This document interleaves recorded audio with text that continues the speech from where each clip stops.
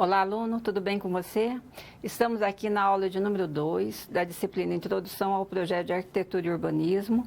Eu sou a professora Rosimeire e nós vamos estar discutindo hoje, introduzindo a parte de planejamento de projeto, de arquitetura e urbanismo, fazendo um aprofundamento um pouquinho mais em relação ao levantamento de dados. Então, a gente já começou essa discussão e a gente vai estar complementando aí, falando um pouco mais sobre a questão do planejamento, dos processos de projeto. Mas antes da gente iniciar o assunto da aula de hoje, eu queria passar um recado para você super importante. É importante que você participe da avaliação institucional, então você tem os formulários disponíveis para preenchimento. Essa avaliação ela vai estar disponível até o dia 15 de novembro. Ela teve uma prorrogação de prazo. A sua opinião para nós ela é muito importante, porque a gente precisa, com base nessas suas informações, que nós podemos melhorar o nosso curso e sempre estar oferecendo para você, prestando um serviço cada vez melhor e um curso com mais qualidade também. Então, assim, apresente lá a sua opinião, coloque lá, preencha todos os formulários para que a gente possa saber, ter esse feedback, conhecer e saber qual que é a sua opinião sobre a instituição. Bom, nós já vimos na aula passada e começamos com os conceitos introdutórios em relação a questão em relação à arquitetura, o que é arquitetura, falamos assim sobre um pouco sobre proporção, sobre medida, então a gente viu sobre essa questão da proporcionalidade, essa importância. Então todos esses assuntos aí são importantes e elas vão dar o embasamento da aula 1 para a aula 2.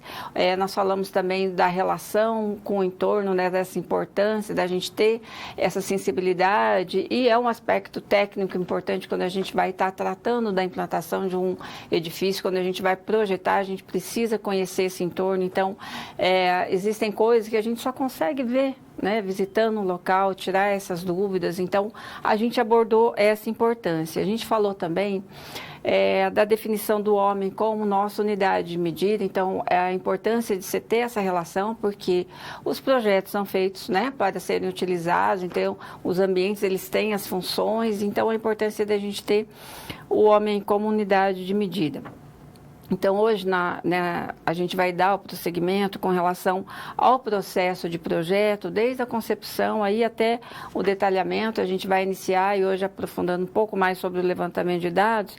E a gente vai aprender também e vai abordar a questão da análise de uma área de intervenção, O que a gente deve levar em consideração quando a gente faz essa análise de uma área, onde a gente vai estar propondo determinado projeto. O que é que a gente tem que levar em consideração? E nós vamos também aprender quais são os elementos que configuram o espaço. Bom, então na aula de hoje a gente vai começar, vou voltar aqui. A aula de hoje, aí está em vermelhinho, a aula 2, a gente discutiu na aula passada a introdução conceitual do projeto de arquitetura e urbanismo. Na aula de hoje, a gente vai estar abordando planejamento de projeto de arquitetura e urbanismo, com foco aí no levantamento de dados. Na próxima aula, a gente vai estar tratando também, dando prosseguimento do planejamento do projeto de arquitetura e urbanismo, com enfoque aí na análise de formas e espaço. E por fim, na aula 4, nós vamos estar tratando do estudo preliminar, fazendo aí uma abordagem sobre análise dos dados coletados e análise de viabilidade. Na aula de hoje você vai conhecer quais são os fundamentos introdutórios sobre o projeto de arquitetura e urbanismo e as técnicas de coleta de dados. E a aula de hoje ela vai estar estruturada da seguinte forma. Nós vamos estar abordando a questão da criatividade, o que ela vem a ser e o que ela representa aí na profissão do arquiteto e urbanista, Então, a gente vai estar discutindo aí, separando aí em duas partes, parte 1 e parte 2, discutindo a criatividade. Na sequência, nós vamos estar falando sobre etapas do projeto de arquitetura. Também nós vamos dividir em duas partes, parte 1 e parte 2. E aqui no meio nós vamos ter uma situação problema, onde a gente vai estar abordando as fases de realização de um projeto. Na sequência, a gente vai estar falando sobre análise da área de intervenção. após os condicionantes aí de projeto, quais são os índices, né? A gente vai estar discutindo os índices utilizados que a gente tem que levar em conta para a gente, antes de iniciar qualquer projeto, né, que a gente precisa conhecer. E, por fim, uma situação, problema com enfoque em parâmetros de utilização do solo, para que você conheça um pouco mais sobre esse assunto que é tão importante, né? Fechando aí, então, a contextualização do que a gente vai estar abordando na aula de hoje.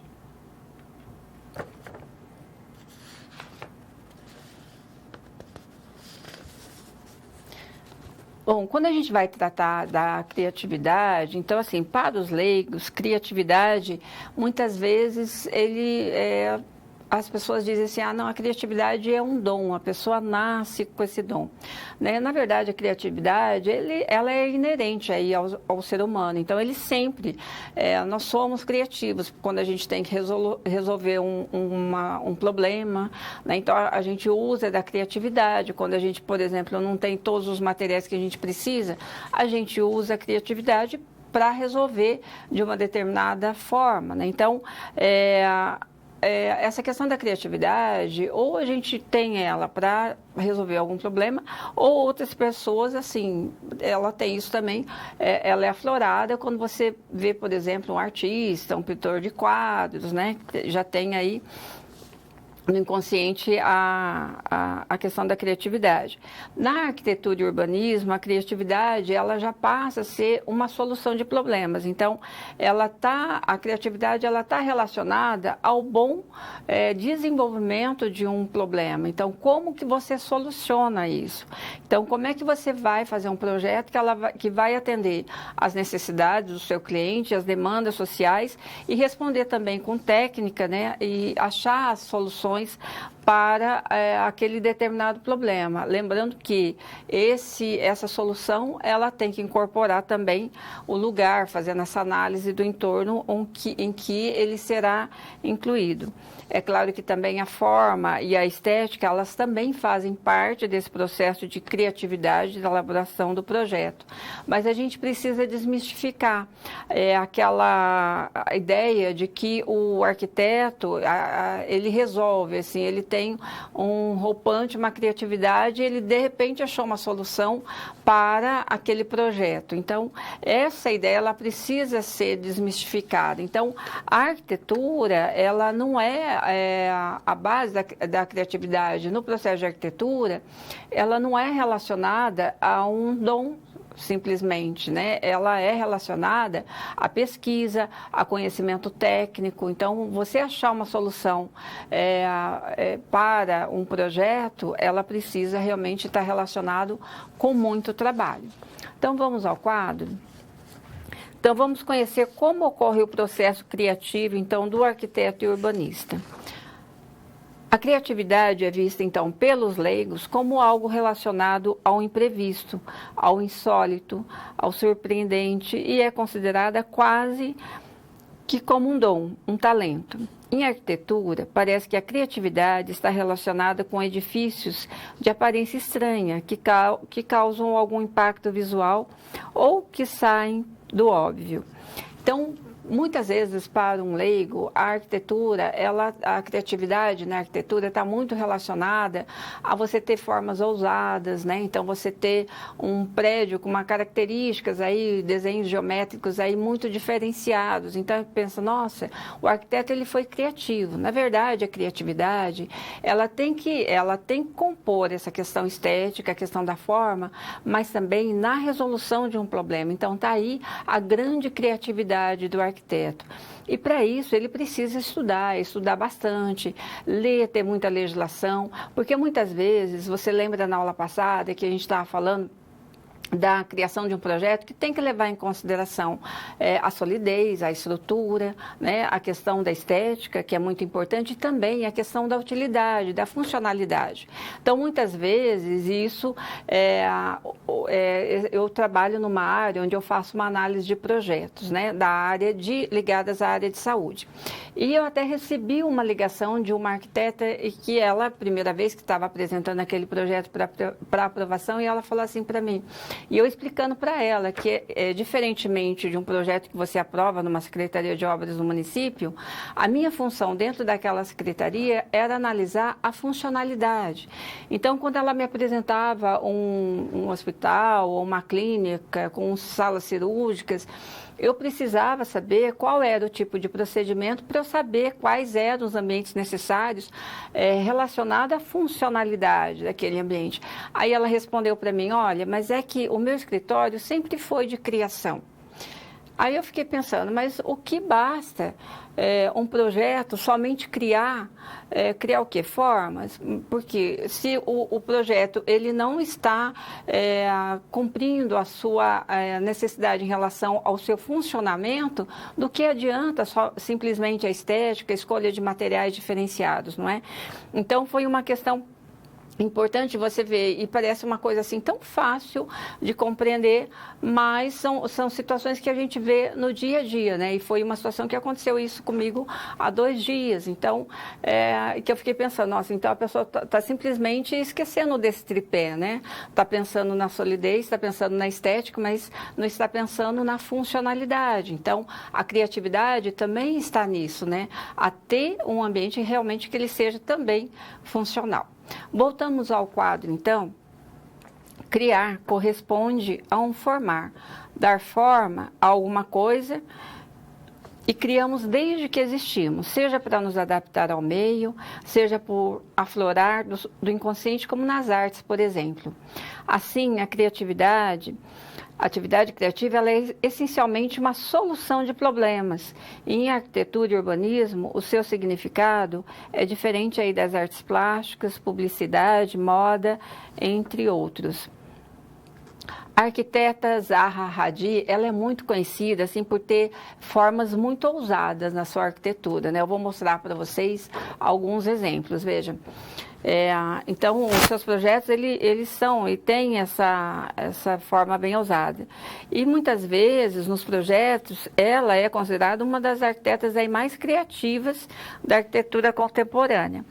Mas ela diz que sua arquitetura parte de um estudo minucioso sobre o uso que as pessoas farão do edifício e sua relação do lugar. Então, apesar de ter essas formas ousadas, ela não simplesmente fez a forma pela forma porque ela acha bonito, né, ter essas formas curvas.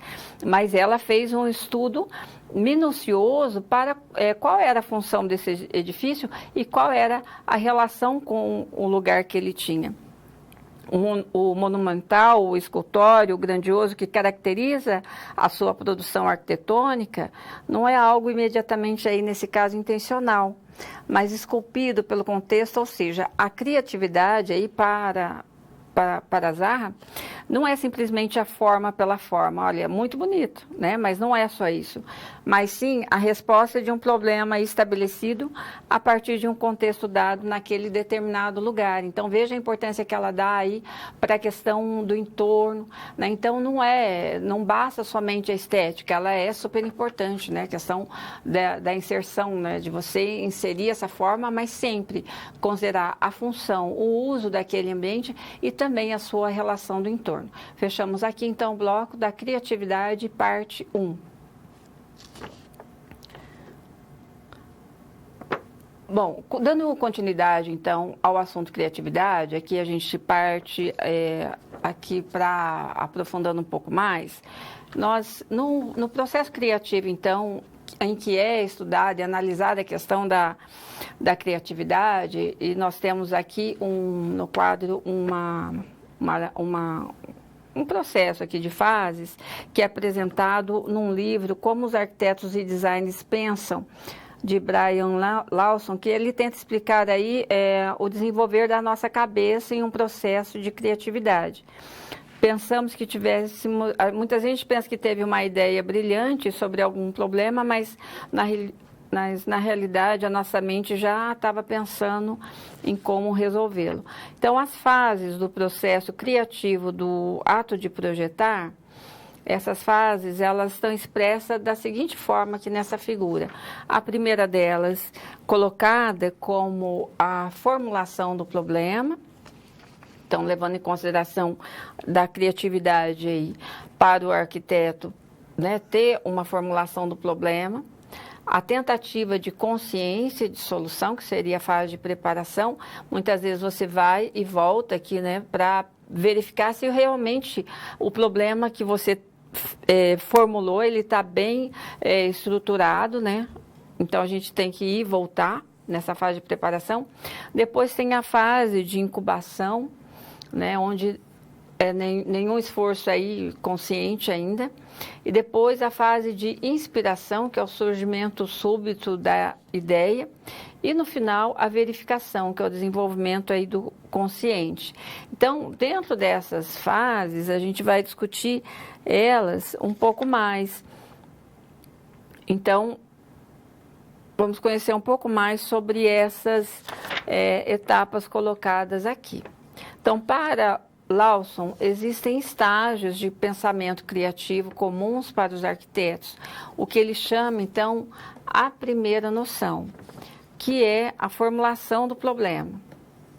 Ou seja, é reconhecer que existe um problema e se comprometer aí a resolvê-lo. Muitas vezes, e essa etapa ela é muito importante, que você gaste um bom tempo em relação a isso, né? Porque se você não saber bem o que é o seu problema, quando você for buscar resposta para ele, você vai buscar respostas de um problema mal formulado. Então, muitas vezes, você vai buscar respostas que não é bem o que você queria. Então, muitas vezes, você tem que voltar, reformular esse problema para tentar buscar a resposta. Então, é um vai e volta nessa fase inicial, mas ela é muito importante, que é chamada aí a fase da primeira noção, que é da fase da formulação do problema. Então, ele tem que estar bem estruturado, mesmo que você gaste aí mais tempo, mais conversa e mais pesquisa para que você reformule o problema, se necessário for. A próxima fase é a fase da preparação, na qual a sua mente está conscientemente e trabalhando a fim de chegar a uma resposta para aquele problema. Porém, no ato de projetar, a fase 1 e a fase 2, né, que é da elaboração do problema e essa da preparação, podem ter inúmeras idas e vindas, que a gente está falando, de modo a tentar achar a pergunta perfeita a se fazer. O problema, então, ele vai sendo reformulado e redefinido ao passo que se explora a variedade de possíveis soluções. Então, é aquela situação. Então, assim, você vai achar boas soluções, boas respostas, ou seja, boas soluções para o seu projeto, desde que você pensou bem qual era o seu problema, né? Então, o seu problema mal formulado, você vai refletir diretamente no seu resultado.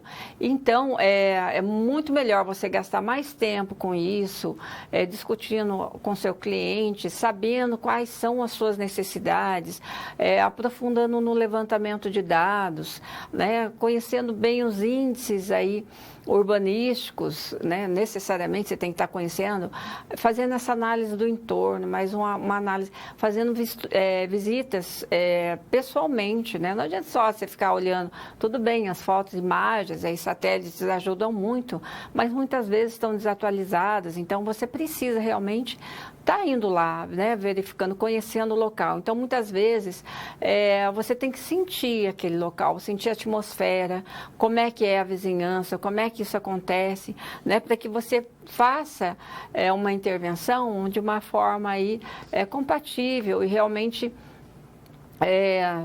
atendendo tanto a legislação, mas que seja compatível com o entorno, sabendo os impactos aí que você vai estar criando. Vamos ao quadro, então. Após esse período de trabalho árduo, a mente entra em uma fase de incubação, na qual o seu inconsciente fica trabalhando e tentando resolver aquele determinado problema, mesmo que seu consciente ache que você não está pensando naquilo. Essa fase de incubação permite o surgimento de uma ideia, o que o Lawson chama aí de inspiração. Então, o processo criativo, ele não é linear, né? Então, ele é circular e ele vai e pode voltar diversas vezes. Isso acontece várias vezes, porque assim, nós pensamos e nós buscamos várias soluções para determinado problema. Muitas vezes a gente tem, nessas várias vezes, nós temos alternativas de soluções diferenciadas, que, é claro, vai estar amarrado com outras questões, né, para uma busca de uma solução relacionado a custos também, relacionado a índices urbanísticos, né, que vão limitar e dar essas limitações. Então, é um vai e volta. Então, se a gente for ver aí no quadro, nós chegamos à fase de verificação, na qual a ideia ela é refletida, testada e desenvolvida. Então, o processo criativo do projetar, ela não é tão linear quanto essas fases.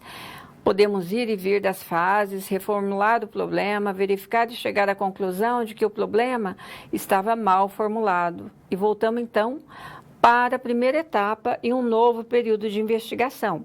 Nessa figura, a gente tem a representação gráfica do processo de um projeto, onde nós temos análise, né, primeiramente, depois temos aqui a síntese e avaliação e essa interligação entre todas essas fases. Então, é importante afirmar que o ato de projetar é um processo que exige tanto da sua criatividade quanto do trabalho árduo de aplicação aí de conhecimento, de técnicas aí e de desenho também, né? Saber fazer e representar, né? O desenho, que é o nosso instrumento de trabalho.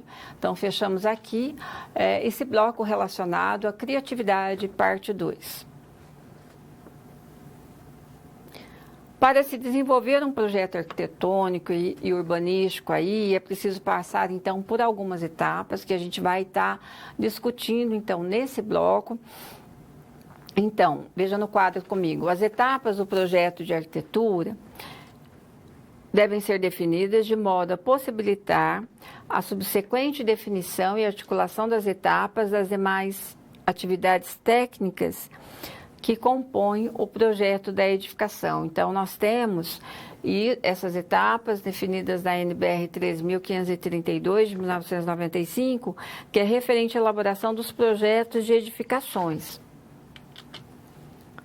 A primeira dessas etapas, então, é o levantamento de dados e é o momento de pesquisa e análise aí da área de intervenção.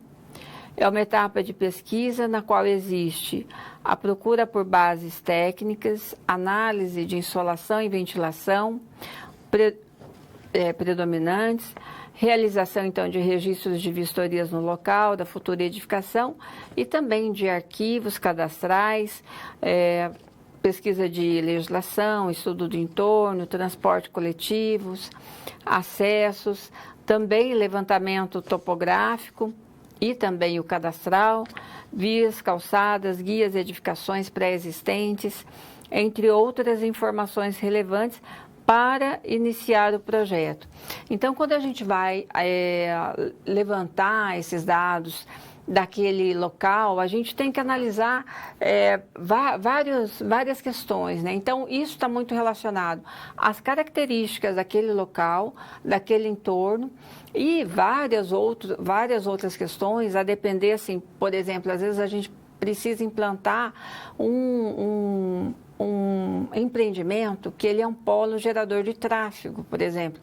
É um shopping center, vamos supor, e é um polo gerador de tráfego, é aquele empreendimento que, quando ele for instalado ali e ele for operar, ele vai atrair várias viagens, né? E isso vai necessitar de uma infraestrutura viária adequada que dê conta de absorver essa demanda de veículos. Então, são questões importantes que você precisa levantar em relação à estrutura viária, sinalização vertical, sinalização horizontal, vias para pedestres, como é que as pessoas andando vão chegar nesse shopping center. Então, você começa a olhar tudo. E também em relação ao seu terreno, por exemplo, você tem que olhar o que tem nesse terreno. Tem alguma edificação? Tem vegetação ali nesse terreno?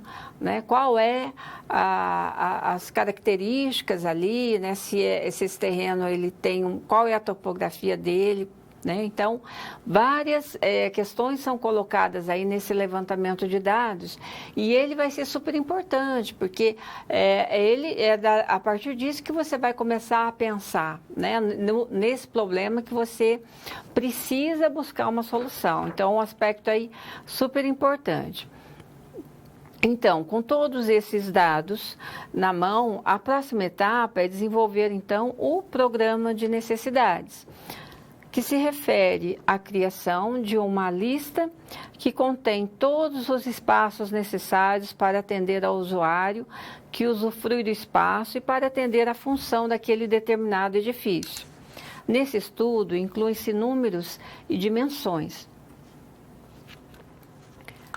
Então, tem que levar em consideração os gabaritos, áreas úteis, áreas construídas, entre outros, culminando em um pré-dimensionamento aí dos espaços, né? Então, esse pré-dimensionamento, ele é essencial a iniciar o projeto, pois ele é preciso, então, saber o quanto de espaço aquela intervenção irá ocupar, juntamente com o programa de necessidades, né? Então, ele já faz esse pré-dimensionamento.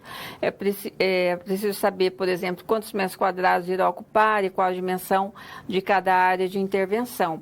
Esse pré-dimensionamento sofrerá alterações ao longo do processo de elaboração do projeto, é claro, você vai alterando, mas esse escopo inicial, ele vai ser mantido, né? Então, você tem já os ambientes necessários, eles podem sofrer algumas alterações, mas é importante que você já faça esse pré-dimensionamento que vai te orientar e dar suporte para todo o restante do seu projeto. E isso é importante porque quando você faz e trata das áreas já, uma distribuição de áreas, setoriza essas áreas, aí faz um plano de massas, você vai ter, e é o que a gente vai chegar até o final da disciplina fazendo essa discussão, tudo isso são subsídios para que você faça, elabore e tenha subsídios para a continuidade das outras etapas que você vai precisar para a elaboração do seu projeto. Então, quando você faz o programa de necessidades, e você vai estar, por exemplo, conversando com o seu contratante, a pessoa é importante que ele seja... E você gaste muito tempo com isso, para que você realmente conheça quais são as necessidades, né? Então, qual é esse exemplo que eu falei para você em relação a você saber o funcionamento daquilo que você vai projetar. Então, isso é essencial, porque se você não sabe o que você vai estar projetando, e a gente tem várias situações diferentes, por exemplo, se você for projetar uma indústria de escova de dente, você tem que conhecer tudo, né? Você tem que conhecer qual que é a matéria-prima, como é que vem embalada essa matéria-prima, por onde que ela chega, onde é que ela vai ficar armazenada, como é que você faz a amostragem, se você fez a amostragem da matéria-prima, onde é que você leva, né? Onde é que é o controle de qualidade, por onde ele tem que ficar, né? Esse controle de qualidade é só do recebimento da matéria-prima ou é do meu processo também? Porque daí não adianta eu colocar muito somente lá perto da área de recebimento de matéria-prima, eu tenho que colocar no local estratégico, onde eu vou poder fazer análise da amostragem da matéria-prima, como da escova, né, que está sendo fabricada. Então, eu tenho um controle de qualidade durante o processo também. Então, são vários aspectos aí que tem que ser, a gente precisa conhecer a funcionalidade para que a gente projete cada vez melhor. Voltando ao quadro. Com base nisso, é elaborado, então, após fazer o levantamento de dados, o programa de necessidades, o estudo de viabilidade, no qual o arquiteto usa croquis, esquemas gráficos e diagramas para verificar se aquele determinado programa de necessidades pode ser construído naquela determinada área. E aqui no estudo de viabilidade que começa a surgir o conceito do projeto, como ele será inserido na área de intervenção, qual é a relação que se estabelecerá com o seu entorno e qual é o partido que será adotado. Nessa fase são usados desenhos com menos detalhes, mas suficientes para mostrar as ideias e o bom entendimento aí do escopo do projeto. Aqui é importante ressaltar o uso e a proporção, né, e da escala, quando a gente for fazer os desenhos, por se tratar de croquis, muitas vezes o arquiteto não se atenta a essa questão de proporcionalidade, mas há necessidade, porque senão ele vai, se ele não fizer, mesmo que seja um croquis com proporção, quando ele for colocar e passar esse desenho em escala, ele vai ver que aquilo era totalmente diferente do que ele pensava e aquilo não vai estar resolvendo o problema que ele está propondo. Então, assim, é importante que ele trabalhe com os desenhos de uma forma que tenha a questão da proporção aí já inserida, inclusive nos seus croquis, né, em todos os seus desenhos. Então, fechamos aqui essa etapa relacionada às etapas do processo e nós vamos agora, nessa SP, né, fazer uma discussão sobre as fases da realização de um projeto. Você tem um possível cliente que gostaria de construir uma casa de veraneio em um condomínio fechado. Você agenda uma reunião com ele para entender as suas necessidades e enviar uma proposta com os valores que serão cobrados por cada etapa do projeto. Para que você possa realizar o orçamento correto, você necessita descrever as etapas projetuais que serão realizadas. Bom, aqui algumas dessas etapas, nós iniciamos essa discussão, né, já até esse momento que a gente falou do levantamento de dados, do programa de necessidades e do estudo de viabilidade, mas aqui a gente já vai estar falando de algumas outras etapas que a gente também vai estar vendo posteriormente. Então, começando então com o levantamento de dados, que é a primeira fase do projeto, que será de conhecer o cliente, suas expectativas e o terreno da implantação. Então, nessa fase aqui de levantamento de dados, onde a gente já vê a questão da legislação, dos índices urbanísticos, né? Então, a gente já começa a conhecer o que a gente precisa projetar e a gente já começa a ter aqui as limitações, né, dos índices urbanísticos e também a relação do entorno, né? Então, como é que esse terreno, por exemplo, o que você tem em volta, se são casas, térreas, se são edifícios, se são terrenos vazios, né? Então, e qual é o uso também dado o uso e ocupação aí desse lote e também da região. A segunda etapa aqui é o programa de necessidades, que ele visa compreender e registrar as necessidades do cliente, né? Então, é importante que aqui você conheça bem e saiba quais são as expectativas desse cliente, mas também aqui já aproveitando nesse momento, nessa conversa, para colocar para ele quais são as limitações, né? Porque muitas vezes ele quer tem algumas expectativas que podem ser incluídas e tem outras que não, né? Então, aqui já há uma conversa com relação ao que ele também pretende dispor de recursos para verificar se esse programa de necessidades está compatível com os recursos que vão ser liberados para determinada edificação. A terceira etapa refere-se ao estudo de viabilidade e estudo preliminar, que é o início da representação gráfica aí do projeto, né, onde surgem as primeiras ideias. Então, aqui a utilização de croquis, que a gente já comentou da importância de se ter a proporção nos desenhos.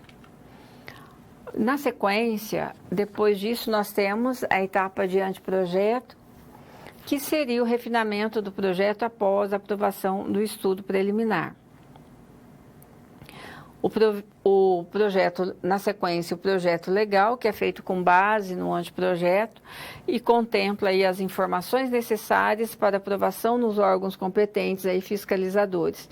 Então, o desenvolver aí do projeto, ele continua e alguns profissionais, após aí o projeto legal, ele tem a opção de elaborar também o projeto básico, né?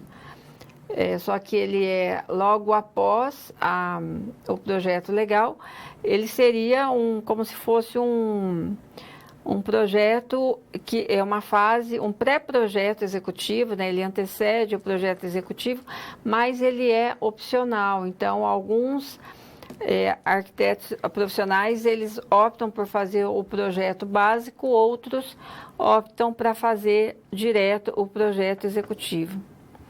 E, por fim, o projeto executivo, que ele contempla o detalhamento técnico que será utilizado na obra, né? Então, ele configura no desenho o desenho completo, com todos os detalhes, dimensões e desenhos técnicos necessários aí para a construção do empreendimento. Então, esse desenho, ele é o que de fato vai para a obra, e é importante que veja a importância desse documento, né? Então, o projeto, ele é um documento super importante, e o projeto arquitetônico, ele além de dar subsídio, e é a partir dele que são elaborados todos os projetos complementares, é o que na obra, se ele for bem detalhado e tiver todas as informações, vai evitar as improvisações, os retrabalhos, né? E que isso, é claro, você sabe, incide, né, no aumento de custos, no atraso de obras. Então, um projeto executivo bem elaborado é aquele que vai para a obra, e quanto mais bem elaborado, menos trabalho você vai ter na obra.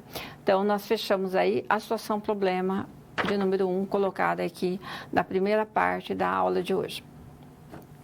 Nesse momento de interação, coloco para você aqui uma questão para reflexão seguinte. O instrumento de trabalho do arquiteto urbanista é o desenho. Dessa forma, o que ele representa no processo projetual? Então, os minutos aí para reflexão, e você pode mandar sua contribuição e também dúvidas que você teve até o momento da aula. E eu já retorno para comentar.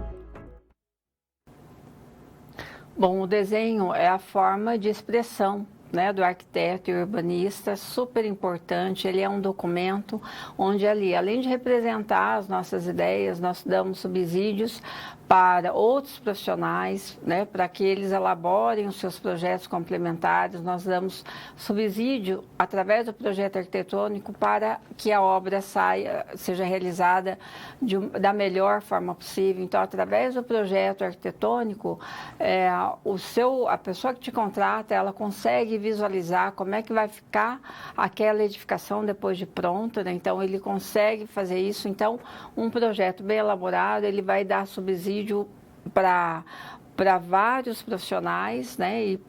E a resposta, o produto para o nosso contratante, né, para que ele consiga ver que todas as expectativas dele ali foram atendidas, ou as que não foram atendidas, que foram devidamente discutidas e explicadas o porquê não, né, porque muitas vezes tecnicamente ou por uma questão de custo você não consegue atender uma expectativa de uma pessoa leiga muitas vezes. Então é um assunto aí muito importante e que é o nosso instrumento de trabalho. Bom, nós estudamos aqui, continuando a discussão das etapas do projeto de arquitetura, nós estudamos que o processo criativo para o arquiteto e urbanista, nós aprendemos que a criatividade ela só existe quando existe um problema, né, a ser resolvido. Então, as ideias elas não surgem do nada, existe um trabalho árduo de pesquisa e de conhecimento aí que o arquiteto precisa ter para poder resolver esse problema. Nós vimos que o processo criativo ele ocorre para nós arquitetos aí pelo desenho, que o desenho ele é a expressão do instrumento de trabalho da nossa profissão. E os arquitetos, eles desenvolvem várias versões aí de uma mesma ideia, então ele vai experimentando aí diferentes conjuntos, diferentes relações com o entorno, diferentes formas, diferentes materiais. E no fim essas ideias, elas são sobrepostas e o pensamento ele vai se aprimorando aí ao longo do processo projetual. E nós analisamos isso e a gente vai dentro desse processo das etapas do projeto, através do levantamento de dados, a gente vai por todas essas fases da definição do programa de necessidades e aí começando a elaboração desse estudo preliminar e dentro de cada grau de detalhamento, né? Então ainda nessas fases iniciais, onde passa do levantamento de dados para a definição do programa de necessidades, o estudo preliminar aí nos croquis, que a gente até comentou da importância da proporcionalidade, e após esse estudo preliminar, a próxima fase é a fase do anteprojeto. Então, a fase do anteprojeto, ele contém informações aí técnicas relativas à edificação, são com relação aos ambientes interiores e exteriores, a todos os elementos da edificação também, seus componentes construtivos considerados relevantes, e já apresenta-se aqui nessa fase detalhes aí de elementos da edificação ou componentes construtivos já em desenhos técnicos, não mais em croquis e esboços como era feito na etapa do estudo preliminar. Então, a etapa do anteprojeto, ele trata então da definição já aqui do partido arquitetônico e dos elementos construtivos. Depois do anteprojeto, vem a fase do projeto legal. Então, é o desenho que contém informações necessárias e suficientes aí ao atendimento das exigências legais para os procedimentos aí de análise e de aprovação do projeto legal e da construção, incluindo os órgãos públicos e as companhias concessionárias aí de serviços públicos, né? Então, aí vai de energia elétrica e de água, por exemplo. O pré-projeto de execução seria aquele projeto básico que eu falei para você, que muitas vezes ele não ele tem, seria uma fase projeto executivo, então antes de efetuar de fato o projeto executivo, a elaboração dele é opcional. E nesse momento aqui eu queria comentar com você o seguinte, existe um dos projetos que eles são aprovados, projetos de hospitais, clínicas, então áreas de estabelecimentos de assistência à saúde, principalmente, clínicas odontológicas, farmácias de manipulação, que eles precisam do licenciamento sanitário para funcionar. Só que o licenciamento sanitário, que é expedido aí pelas vigilâncias sanitárias municipais, eles seguem uma legislação sanitária, que são normas e resoluções ou portarias do Ministério da Saúde e normas e resoluções aí da Anvisa. E um dos requisitos para que seja concedida a licença sanitária é a aprovação do projeto. Então, por exemplo, a pessoa fez um projeto de um hospital.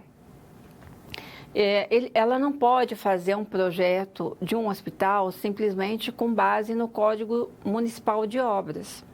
Porque o Código Municipal de Obras ele vai atender determinados requisitos aí de dimensionamentos, mas as resoluções da Anvisa, elas têm resoluções próprias para esses estabelecimentos, onde se define, por exemplo, tamanho de consultórios, tamanhos de salas cirúrgicas, tamanho de pronto-socorro, então, tamanho de um consultório odontológico. Então, quando você for construir um projeto de uma clínica odontológica, você tem que, além de aprovar na Secretaria de Obras da sua cidade, né, você tem que aprovar esse projeto também na Secretaria de Saúde, atendendo à legislação sanitária. Então, fique atento a isso, né? Então, muitas vezes esse projeto básico que você pularia num projeto normal, você apresenta, no caso, para a vigilância sanitária, no caso dos estabelecimentos de assistência à saúde. Na sequência, nós temos o projeto executivo, que ele configura no desenho completo, com todos os detalhes, dimensões e desenhos técnicos necessários para a construção do empreendimento. Esse desenho é o que de fato vai para a obra, para ser construído, e deve conter todas as informações técnicas para tal.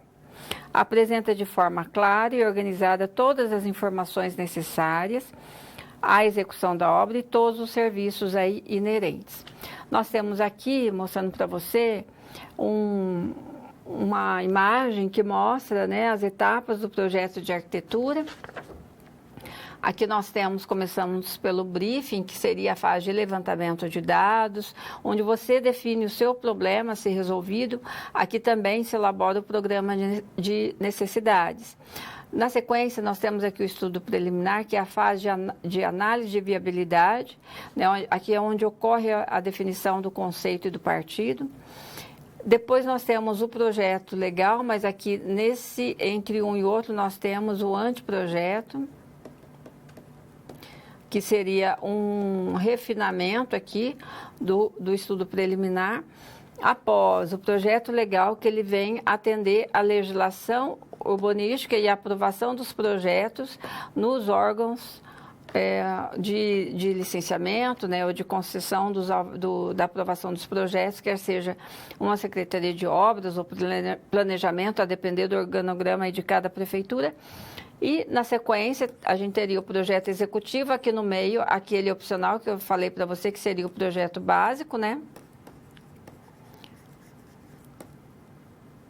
E, na sequência, o projeto executivo, que aí teria todas as informações necessárias para que você tivesse o desenho já com todas as informações, para que realmente você tenha o subsídio e você possa ter as informações necessárias para a execução daquele projeto, né? Edificação de uma obra.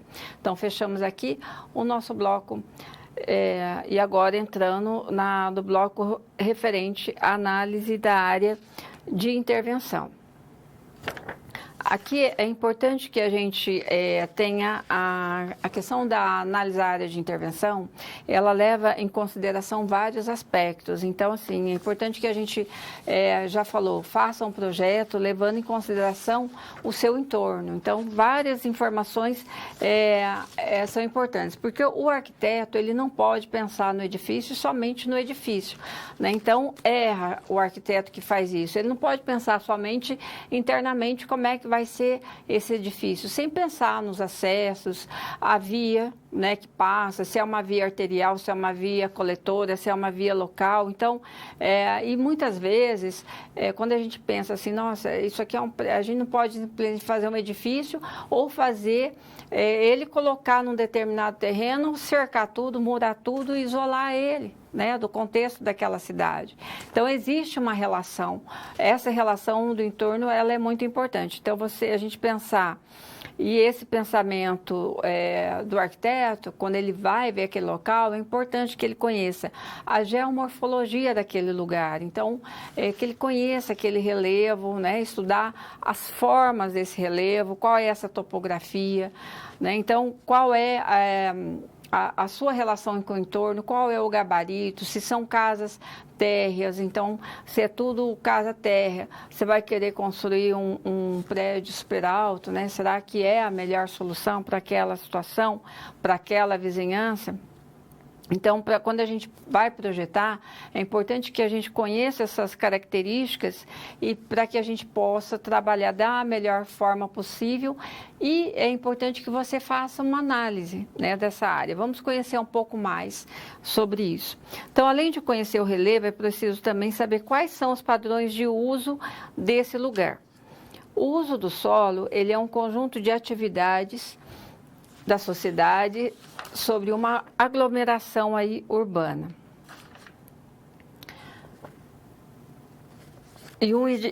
Sobre uma aglomeração urbana e um edifício também.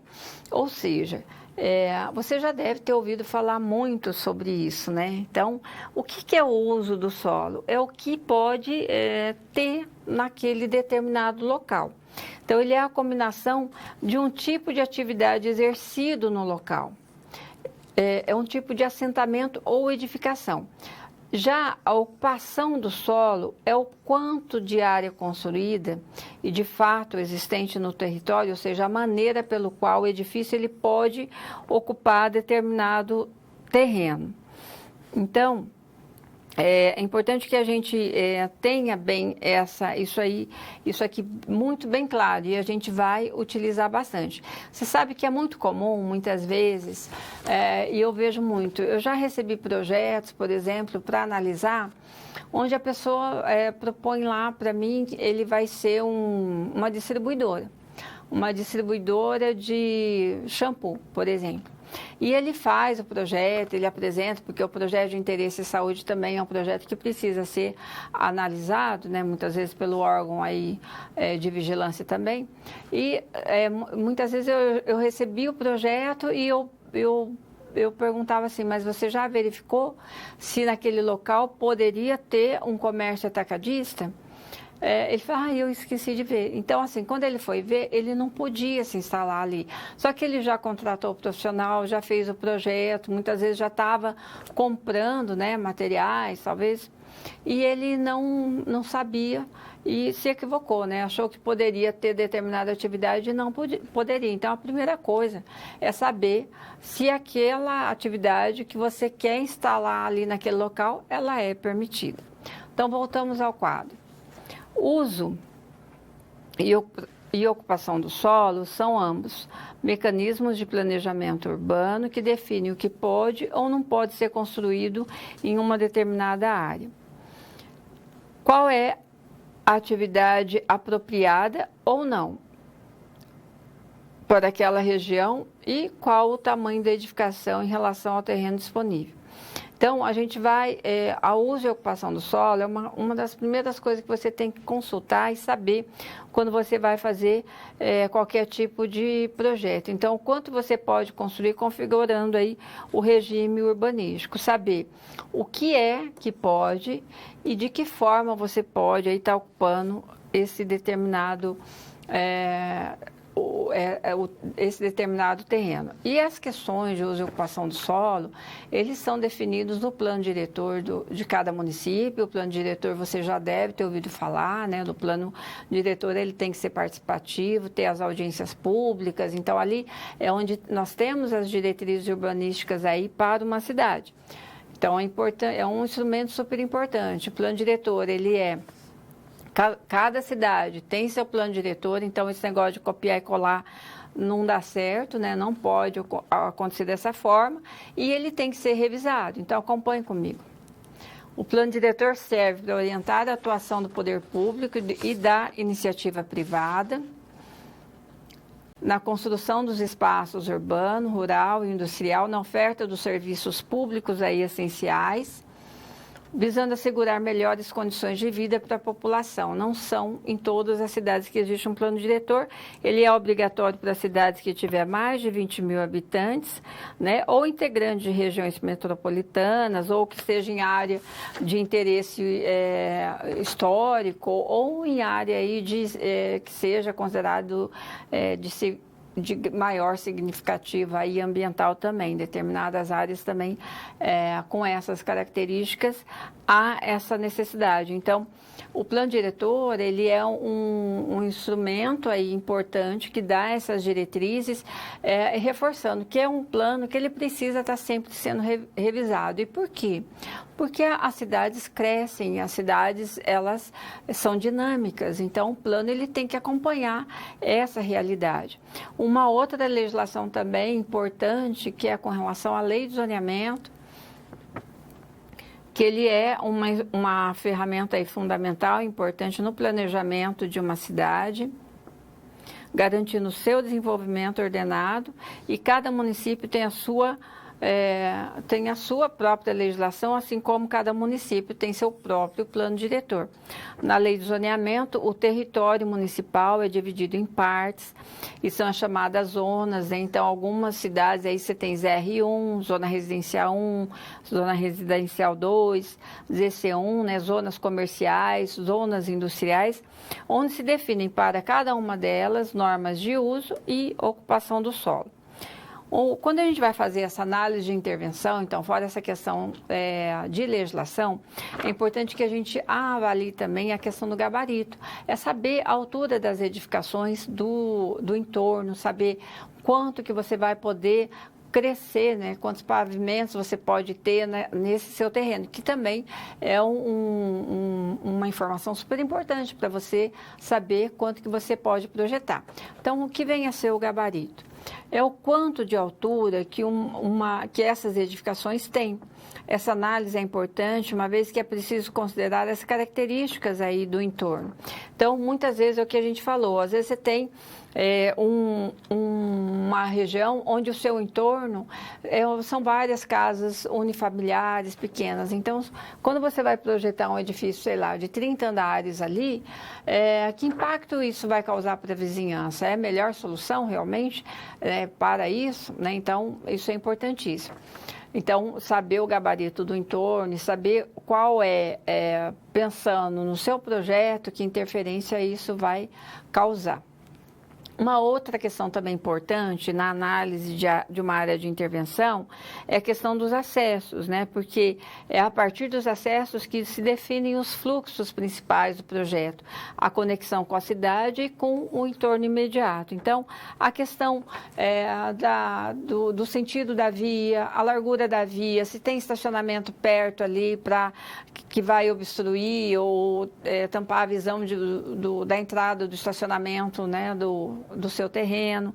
Então, são várias questões aí importantes e que precisam estar sendo analisadas. Então, são esses aspectos da análise da área de intervenção, né, colocando aqui para você, lembrando e ressaltando a importância dessa etapa dentro do processo da elaboração do meu projeto. Então, fechamos aí o bloco análise de viabilidade, análise do entorno.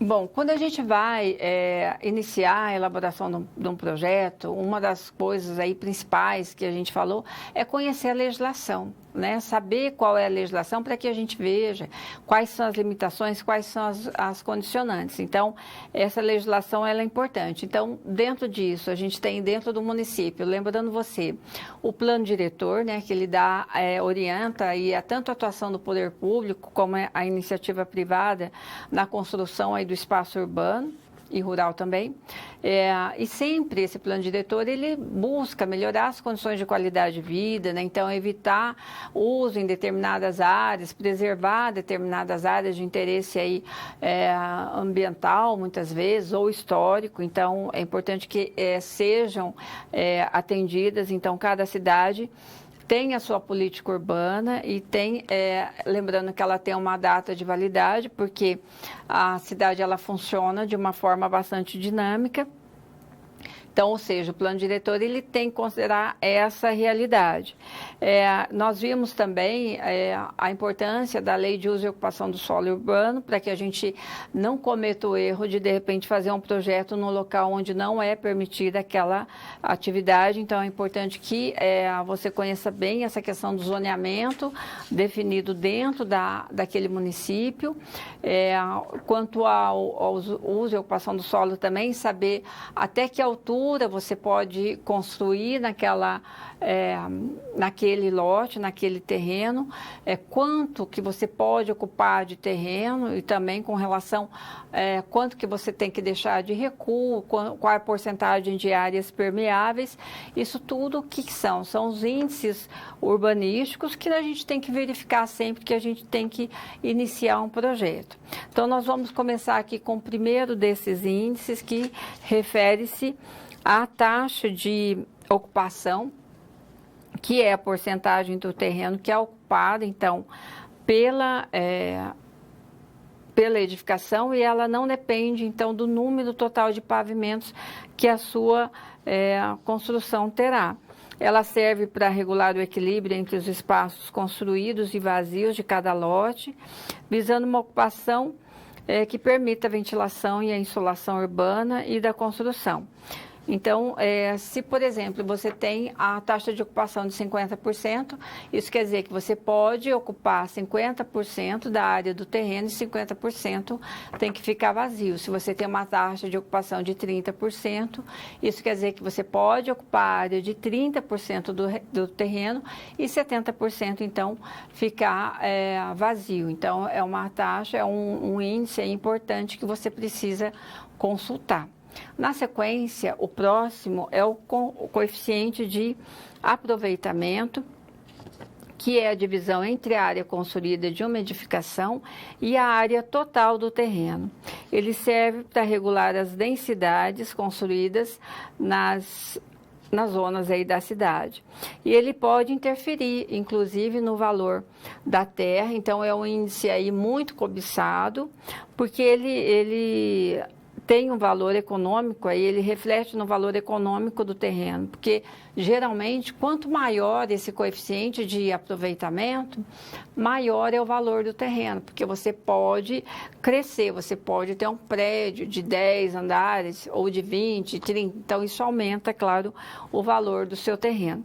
Então, ele é um coeficiente aí muito utilizado e ele está muito relacionado, se a gente voltar aí no slide, para mostrar para você, ele está relacionado aqui ao número de pavimentos, né? Então, aqui eu tenho uma condição de um coeficiente de aproveitamento muito maior do que nesse caso. Aqui existe também um índice chamado taxa de permeabilidade, que é o percentual mínimo exigido para a área permeável aí do lote, que permite a infiltração da água no solo, livre de qualquer edificação ou pavimentação não drenante, obtido pela divisão da área permeável e a área total do terreno. Um grande problema, muitas vezes você tem na legislação, por exemplo, 20% do lote de área permeável. Então, às vezes a pessoa faz, projeta, edifica com aquela área permeável, mas passa um tempo ele começa a fechar tudo, né? Então, ele tira a grama e coloca uma pavimentação. E isso, o que isso ocasiona? E você reduz essa taxa de permeabilidade, né, dentro da cidade. Imagina todo mundo começando a fazer isso. Aí começa a aumentar a vazão da água na superfície. Isso é um grande problema, porque aumenta muito a vazão de água, então ocorre as enchentes. Então, há necessidade realmente de ter essa taxa de permeabilidade e que ela seja respeitada. Um outro índice que é com relação ao gabarito de altura máximo, que é a altura da edificação calculada pela distância entre o piso térreo e o ponto mais alto da cobertura. E ele serve para regular a altura, então, das edificações em função das características da zona e reflete, conjuntamente com outros parâmetros, na percepção da paisagem urbana construída, com implicações econômicas, estéticas, ambientais também e sociais. Um outro índice que é o recuo, que, por sua vez, é a distância entre a edificação e os limites de frente, laterais e de fundo, servem para a aeração, ventilação dos edifícios e para regular o equilíbrio entre os espaços construídos e os espaços aí vazios. Então, os recuos, juntamente com os gabaritos, taxa de ocupação, coeficiente de aproveitamento, eles visam, então, juntos, né, em conjunto, o equilíbrio aí da ocupação, né, e isso realmente vai caracterizar determinada região. Então, você tem região na sua casa, da sua cidade, onde você tem uma característica de mais terrenos, com mais recuos, né? Uma edificação mais baixa. E em determinados locais, você tem locais com grandes prédios, com recuo limitado, então você tem uma sensação totalmente diferente, e é isso que caracteriza as zonas aí, né, e de uma cidade, a gente tem esse olhar totalmente diferenciado. Então, fechamos aqui mais esse bloco. Agora, nessa situação problema, nós vamos estar discutindo sobre os parâmetros de utilização aí do solo. Então, para que você possa aprovar projetos na prefeitura, é preciso que siga alguns parâmetros construtivos. Dessa forma, deve consultar o plano diretor estratégico e a lei de uso e ocupação do solo da cidade, que nós falamos, a fim de desenvolver um relatório das necessidades mínimas que devem ser cumpridas. Então, desta forma, quais são os parâmetros mínimos a serem seguidos e o que representa cada um deles? Bom, nós temos, primeiramente, o que a gente tem que fazer? Consultar o mapa de zoneamento, em qual a zona e onde o terreno se encontra, pesquisar quais são as áreas e os tipos de solo em cada área, onde será construída uma edificação. É preciso identificar o uso, quais atividades são permitidas nessa zona, pesquisar qual é o tipo de uso permitido em cada terreno, já pesquisado aí o mapa de zoneamento. Então, verificar a lei de uso e ocupação do solo. Identificar a ocupação do solo, quais são os valores para cada um dos itens construtivos, ou seja, você precisa pesquisar o coeficiente de aproveitamento, a taxa de ocupação permitida, a taxa de permeabilidade mínima para essa área. E também, vamos ver, com relação ao coeficiente de aproveitamento, refere-se então à quantidade de área que poderá ser construída. Esse coeficiente ele é obtido por meio da área total do terreno. Em cada zona da cidade existe um valor específico que determina o quanto poderá ser construído. Então, é importante consultar a legislação. A taxa de ocupação. A taxa de ocupação refere-se à projeção do edifício no terreno. Dessa forma, é possível projetar o quanto do terreno será ocupado por construção e o quanto ficará livre sem área coberta. A taxa de permeabilidade refere-se à área que será permeável no terreno, ou seja, áreas que não têm construção e pavimentação, permitindo o escoamento natural das águas. Já o gabarito máximo refere-se à altura máxima que uma edificação deverá ter. Em alguns lugares não existe altura máxima, sendo possível construir com um gabarito aí mais alto. mas na maioria das cidades você tem uma limitação. Recuos. Os recuos referem-se aos respiros laterais, frontais e de fundos que um terreno deve ter. Para garantir, então, a salubridade das edificações, é preciso distanciar um edifício do outro, criando áreas de respiro, ou seja, ventilação e insolação. Bom, fechamos aqui a SP. Vou abrir alguns momentinhos para perguntas, se houver, para que você possa encaminhar.